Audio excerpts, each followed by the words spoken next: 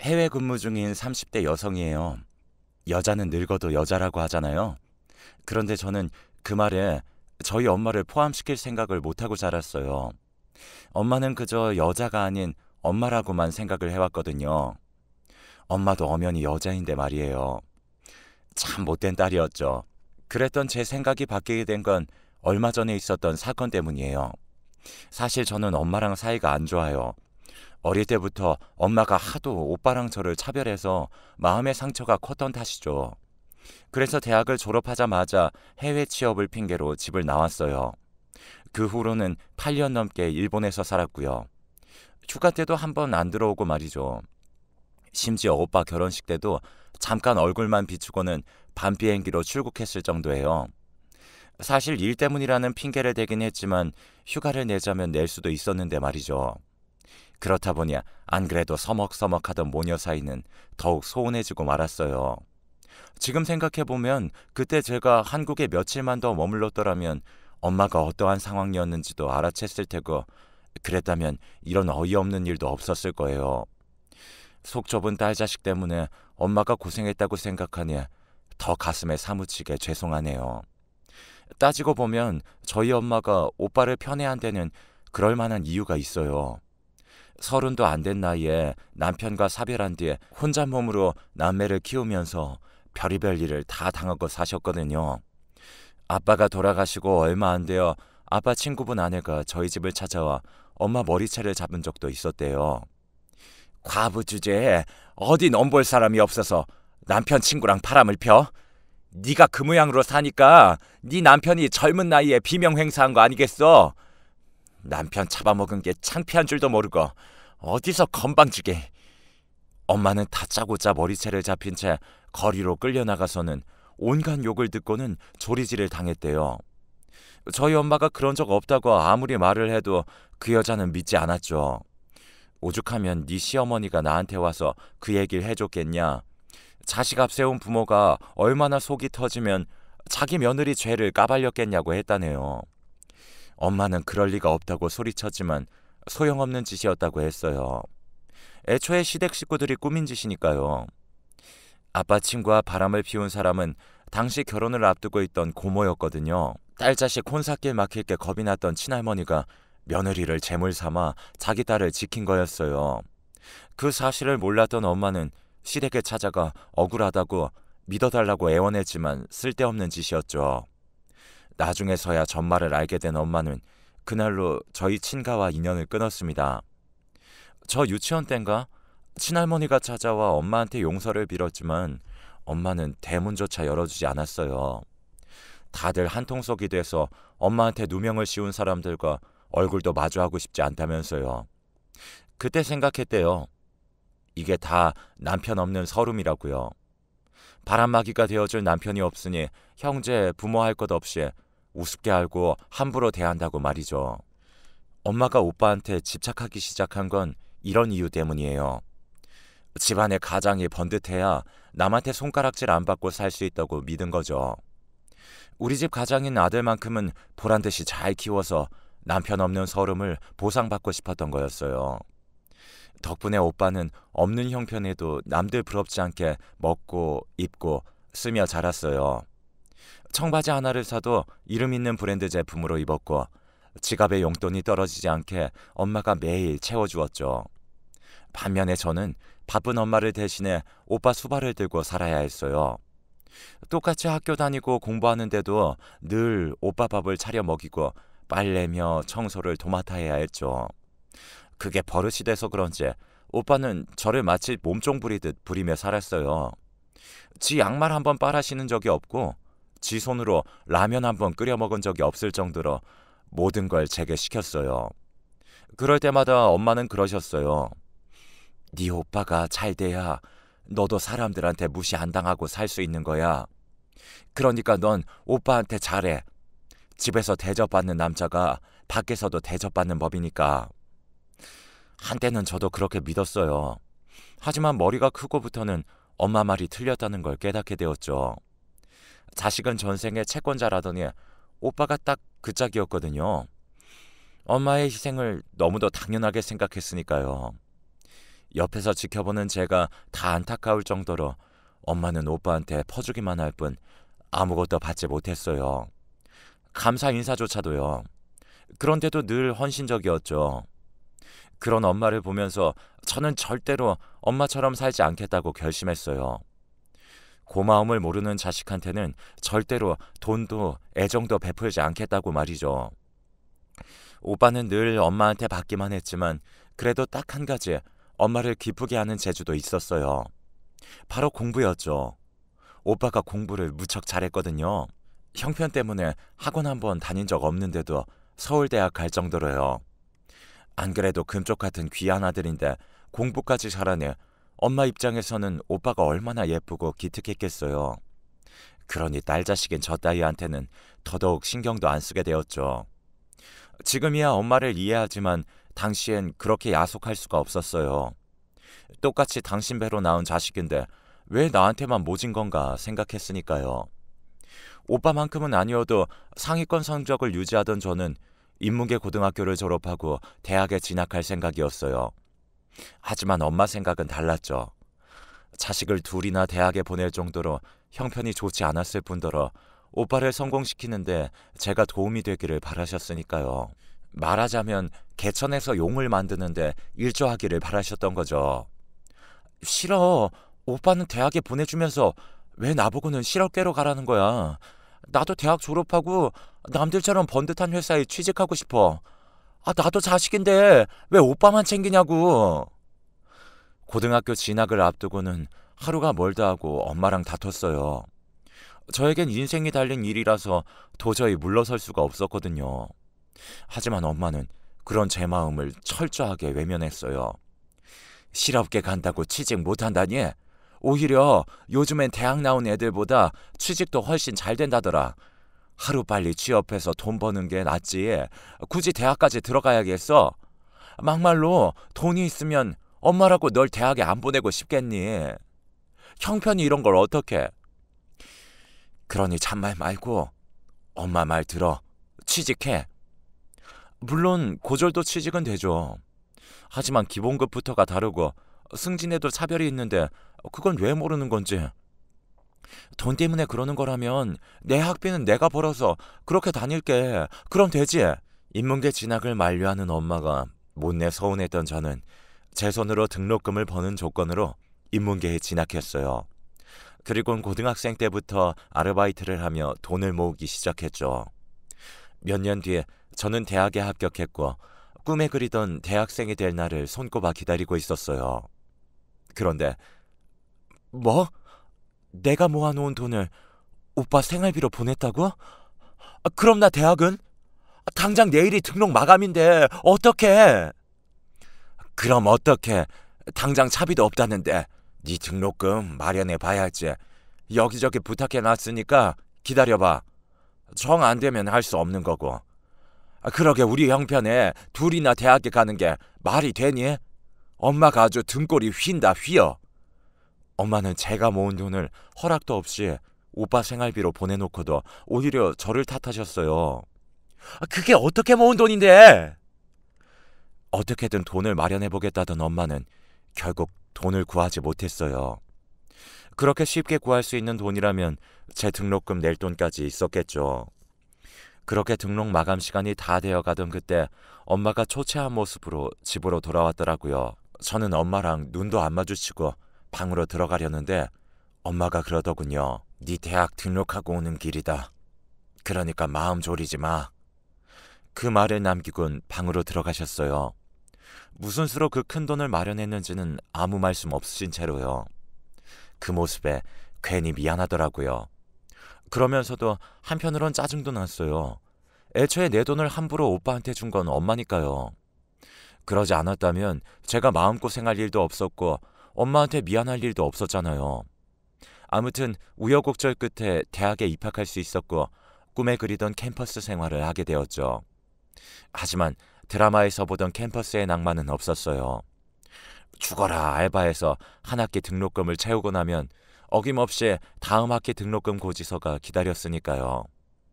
극한 대학 생활이 따로 없었죠.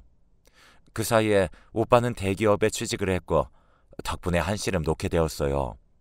그렇다고 오빠가 돈을 벌어다 준 건 아니고 그동안 오빠한테 들어가던 돈이 안 들어가게 돼서 그런 거였지만요. 저는 저대로 집에다 손 안 벌리고 벌면서 대학을 다녔기 때문에 더 이상 자식들한테 돈 들어갈 일은 없었어요. 그런데 이상하게 엄마는 전보다 일을 늘리고 돈 버는 데 열중하시더라고요. 그렇게까지 안 해도 살만한데도요. 그래서 몸도 안 좋은데 일 좀 줄이고 쉬엄쉬엄 하시라고 했더니 곧 있으면 네 오빠도 결혼한다고 집에 사람들이 올 텐데 번듯한 집도 없이 어떻게 새 사람을 들이니. 다행히 집주인이 이민 간다고 집을 싸게 내놨길래 이참에 살까 한다. 그러면 나 죽고 나서라도 이 아파트가 네 오빠한테 비빌 언덕이라도 될 거 아니야. 그러니 너도 얼른 취직해서 은행 대출금 갚는 것 좀 도와라. 엄마한테는 역시 오빠뿐이었어요. 언제 필요할지 모를 오빠의 비빌 언덕을 만들자고 딸이 나한테 동참하라니 이게 말이 되나요? 정말 해도 해도 너무하더라고요. 그나마 있던 전까지 모두 떨어진 저는 차라리 해외 취업을 해서 한국을 떠나 사는 게 낫겠다고 생각했어요. 안 보면 그래도 매번 서운한 마음은 안 들 테니까요. 그래서 일찍부터 일본어 공부를 하며 일본 취업을 노렸고 졸업과 동시에 지금 다니는 회사에 취직해 일본에서 살게 됐어요.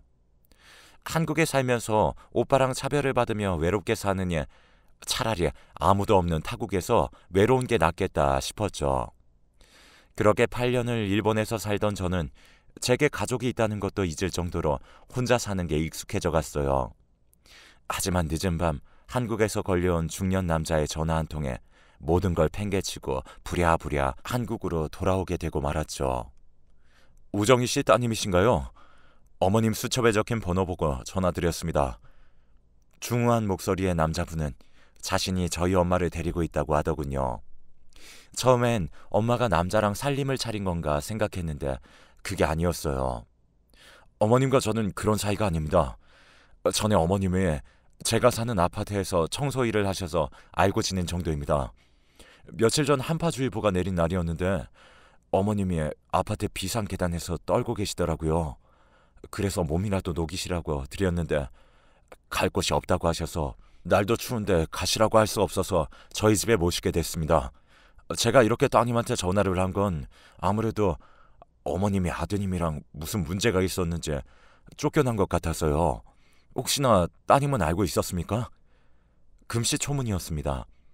그도 그럴 것이 지난 8년 동안 서로 안부를 주고받은 적도 없고 전화 통화라고 해봐야 엄마가 일방적으로 건 거라서 밥은 잘 먹고 사냐고 묻는 정도였기 때문에 엄마 근황은 알지 못했거든요. 엄마가 집에서 쫓겨나요? 아니, 누구한테요? 오빠요?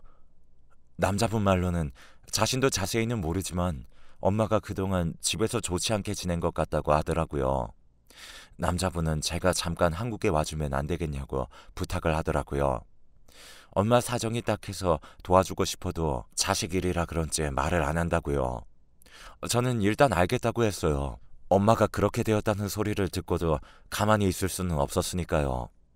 그래서 회사에 휴가를 내고 부랴부랴 한국으로 들어왔어요. 엄마는 저를 보자 눈물을 글썽이며 제 이름을 불렀어요. 영은아.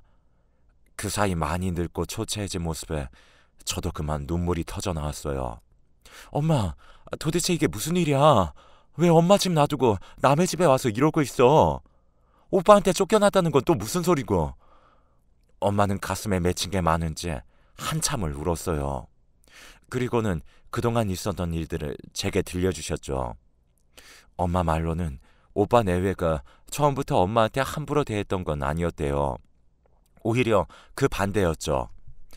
처음엔 내외가 엄마한테 살갑게 잘했다더군요. 그런데 얼마 뒤부터 아파트 명의를 자기 이름으로 해달라고 졸랐대요. 어차피 나중에 자신한테 물려줄 거 굳이 비싼 상속세 낼 거 있냐면서요. 엄마가 이 집은 오빠랑 저한테 반씩 나눠줄 집이라서 안 된다고 했더니 그때부터 표정이 달라지더라고요. 자신을 대하는 표정도 냉랭하고 불러도 대꾸도 않고요. 마치 투명인간 취급하는 것 마냥 말이죠. 외식도 자기네 부부만 나가서 하고 여행도 엄마한테 말도 없이 둘만 다녀오곤 했다더군요. 신혼이니 거기까지는 봐준다 쳐요. 그런데 하다 먹는 것 가지고 사람 마음을 상하게 했지 뭐예요. 밥도 비위 상한다고 엄마랑 같이 안 먹고 지들 입에 들어갈 건 고급 수입품으로 따로 구매해서는 엄마는 손도 못 대게 하고 먹었다더군요. 언젠가 엄마가 올케가 사다 놓은 치즈를 조금 뜯어 먹었더니 노인네가 식탐까지 많아서 자식들 먹을 것까지 탐낸다고 대놓고 욕을 했다네요. 그 말에 놀라서 시어머니한테 무슨 말을 그렇게 하냐고 따졌더니 왜요? 제가 뭐 틀린 말 했나요? 어머님 욕심 많은 거 사실이잖아요. 아들 자식 끼고 살고 싶은 마음은 있으면서 아들한테 아파트 주기는 싫고 그게 욕심이 아니면 뭐예요? 말로는 나 죽으면 니들한테 줄 거다 그러시지만 그거야 그때 가봐야 하는 거 아닌가요? 혹시 중간에 수 틀리면 없던 일로 하자 그렇게 말할지 누가 알아요? 며느리의 당돌한 그 말에 엄마는 아무 말도 할 수가 없었대요. 당시 아들도 자신을 그렇게 대하는데 남의 집 자식한테만 뭐라 한들 뭐가 달라지나 했으니까요. 그 후로도 올케는 사사건건 엄마를 자극하기 시작했대요. 나지도 않는 냄새가 난다며 엄마가 지나갈 때마다 페브리즈를 뿌리면서 난리를 쳤고 건강이 안 좋아져서 운동을 시작하니 늙으면 죽어야지 기를 쓰고 오래 살겠다고 저런다고 했다네요. 그 말에 하도 속이 상해서 참다 못해 오빠한테 그 얘기를 했더니 글쎄 아들이란 놈도 똑같더라네요. 엄마는 어른이 돼서는 지금 나랑 그 사람 부부싸움 시키려고 중간에서 이간질하는 거야? 엄마는 엄마 아들이 이혼해서 돌싱으로 살길 바래? 그래서 이러는 거냐고. 애초에 이게 다 누구 때문인데? 엄마 때문이잖아. 엄마가 아파트 명의만 나한테 해줬어도 그 사람이 이러겠냐고. 아들은 나도 열받는데 피 한 방울 안 섞인 그 사람은 오죽 화가 나겠느냐 말이야. 그러니까 나한테 이러지 말고 엄마가 알아서 해. 귀찮게 하지 말고. 오빠의 그 말에 충격받은 엄마는 말도 안 나오더라고 합니다. 그 후로도 며느리한테 온갖 모진 말을 듣고도 참고 살았던 건 그래도 내 아들이랑 함께 사는 여자인데 혹여 당신 때문에 둘이 갈라서기라도 하면 어쩌나 겁이 나서 그랬다더군요. 당신 집에서 아들 내외 시집살이를 하며 살던 엄마는 그래도 자식이라고 밖에선 그런 내색 한번 안 하고 살았던 모양이에요. 주변 사람들도 아무도 몰랐을 정도로요. 갑자기 온 추위에 사람들도 꽁꽁 얼었던 그날 결국 일이 터지고 만 거예요. 오랜만에 오빠가 좋아하는 청국장을 끓이던 엄마는 안방에서 아들 내외가 하는 소리를 듣게 된 거죠. 자기야, 아무래도 요새 어머니 몸이 좀 안 좋으신 것 같던데 어머님 돌아가시기 전에 아가씨랑 이 집에 대해서 확실히 해놔야 되는 거 아니야? 말로는 자기는 필요 없다고 했지만 막상 그때 되면 욕심 안 날 거란 보장 있어? 돈이 얼만데? 걱정 마. 이미 각서 받아놨으니까. 엄마 죽으면 이 집은 온전히 내가 갖기로 각서에 공증까지 받아놨어. 일본 간 지 8년이 넘도록 집에도 한 번 안 오는데 무슨 걱정이야. 그나저나 엄마가 죽기 전에 이 집을 내 명의로 돌려놔야 하는데 말이야. 하여튼 무식해서 상속세 무서운 걸 몰라요. 내 엄마지만 정말 답답한 게 사람 미치게 한다니까. 명의 이전만 끝나면 당장 실버타운에 보내버려야지. 그 말에 엄마는 엄청난 충격을 받았어는 그 길로 오빠네의 방에 들어가 소리쳤대요. 뭐가 어쩌고 어째? 내 집 놔두고 나를 어디로 보내? 네가 그러고도 내 아들이냐? 네가 사람이야? 그동안 나 때문에 니들 갈라설까봐 말도 못하고 참아줬더니 니들이 나를 물로 하는구나. 어릴 때부터 이기적인 성격 다 받아줘가며 금이야 오기야 키웠더니 네가 아주 인간 쓰레기가 됐어. 다 필요 없고 둘 다 당장 내 집에서 나가라. 아들이고 며느리고 다 필요 없으니까 당장 나가라고. 아이고, 내가 다 잘못한 거지. 이런 걸 자식이라고 떠받들고 살았으니.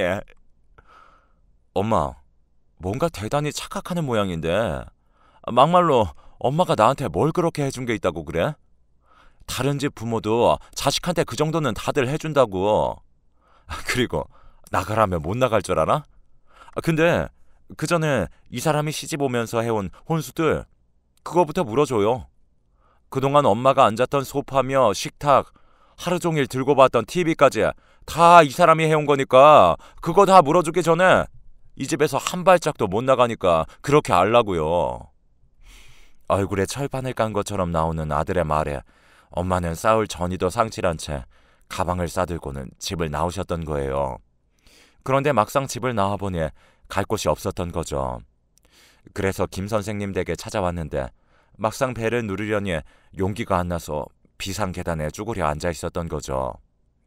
엄마와 김 선생은 서로에 대해 좋은 감정을 가지고 계셨지만 저희 엄마가 자식들 혼사 치를 때까지는 재혼을 할 생각이 없다고 하셔서 그동안 거리를 두고 지내셨다는 모양이었어요.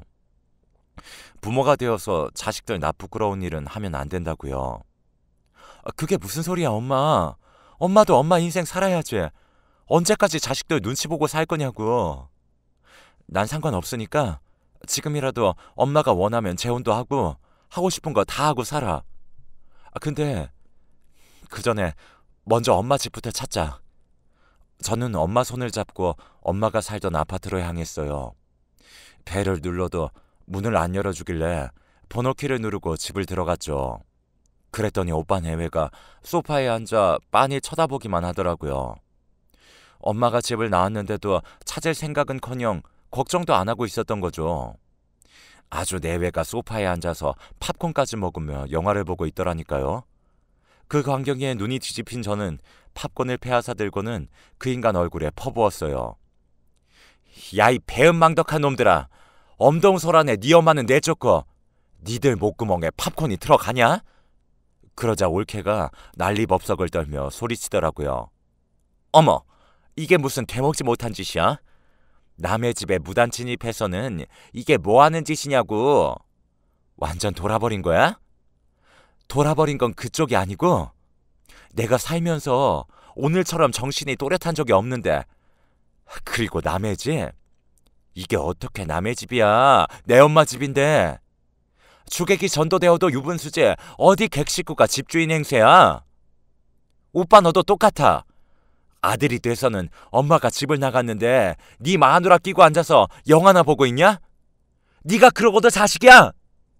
그 나이 먹도록 독립도 못하고 여지껏 엄마 집에 얹혀 사는 것들이 뭐가 잘났다고 까불긴.